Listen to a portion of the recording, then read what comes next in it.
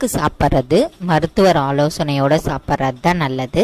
வெளிப்பிரயோகமாக use பண்ணிக்கலாம்.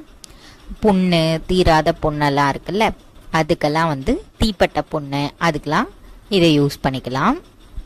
ஆனால் உள்ளுக்கு சாப்பிட்றது என்னென்னா பேர்னிங் சென்சேஷன், எரிச்சல் இருக்கும், ஒரு மாதிரி காந்தல் இருக்கும், யூரின் சரியாக போகாது, யூரின் எரிச்சலாக இருக்கும், தொண்டை எரிச்சலாக இருக்கும், வயிறு எரிச்சலாக இருக்கும், வயிறில் புண்ணு ஜாஸ்தியாக இருக்கும்.